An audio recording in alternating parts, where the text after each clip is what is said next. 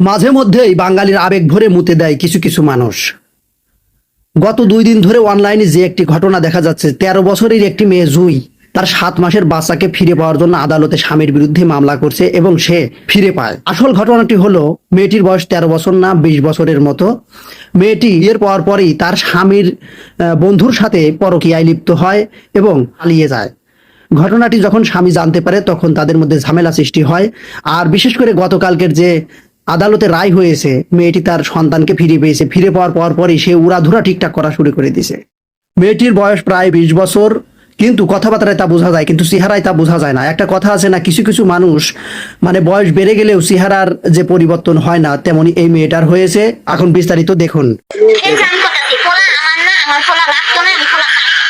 নিজে বাঁচলে বাপের মামা আমি নিজেই একা পাবো। আমার এই পয়সা উত্তর মেরো না, আমার লেখাপড়া ফলা নিজের ফলা নিজে রেখা দিয়ে শেষ।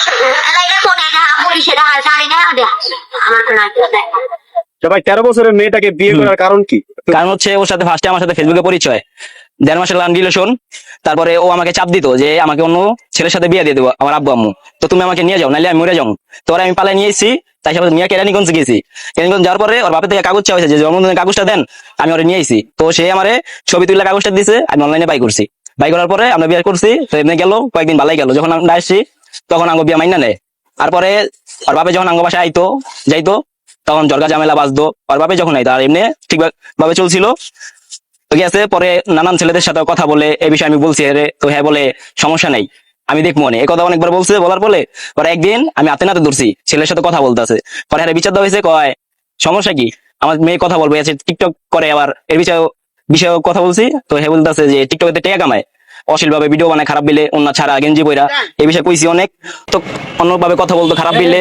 তো তখন আমি ভিডিওটা পাই, আমার একটা আইডি, আমার বউ মানে জুই ভিডিও এই যে এটা এই ছেলেদের সাথে কথা বলতেছে খারাপ বিলে। তো এই জিনিসটা আমি পাই, একটা নতুন আইডি দেখে আইডি দিয়া, তো জানে না এই বিষয়ে। তারপরে অনেক ভিডিও ছিল আমার কাছে, তো ওগুলা কাইটা দিছে, কিন্তু কিছু ভিডিও আছে আমার কাছে। আর ওই যে যেমন আমি মিথ্যা খবরটা দিল যে ওরা মাইরা বাই করে দিছি, তারপর মানে আমার কাছে আছে। ছেলে এই 6 থুইয়া ওকে আছে 1 ঘন্টার কথা বললা যে আমার বাবা স্টক করছে, তা আমি 1 ঘন্টা লেগে যাই দেখা বলুন। তো এখন পর্যন্ত হয় না, 3 মাস গেছে। তারপরে ওরা কোর্টে জানাইছে, জানানোর পরে আঙ্গরে ডাকছে। তো আমরা গেছি যে আমরা একটা মামলা করছি পারিবারিক ভাবে, ওরাও করছে। যখন আমরা মামলা করছি আমাকে কোর্টে যখন নিছে, তখন ও কথাই শুনছে। যখন আমি বলতে গেছি তখন আমার কথা শুনে না। আমি যখন বলতে যাই তখন মানে তারা ক্যামেরা বন্ধ করে দেয়। তারপর আবার ও যে সন্তান দাবি করে না, তাও ভিডিও আমার কাছে আছে যে সন্তান হয় চায় না, কিন্তু দাবি করার বাপে আর বাপে পালতে চায়। তো আমি কইছি আমি বাচ্চা থাকতে আমার ছেলের আমি কারো পালতে দিব না। সে ভিডিও আছে আমার কাছে, এই যে সে ভিডিও। ও বলতেছে এই জায়গার ভিতরে একটু সাউন্ড দিয়ে এই যে এই জান কোটাছি পোলা আমার না, আমার পোলা রাখতো না, আমি পোলা শেষ। নিজে বাঁচলে বাপের মামা আমি নিজেই একা পাবো। আমার এই পয়সা উত্তর মেরো না, আমার লেখাপড়া ফলা নিজের ফলা নিজে রেখা দিয়ে শেষ।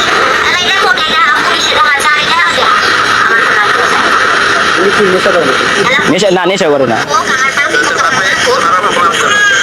আপনি যে বললেন আপনি যে বললেন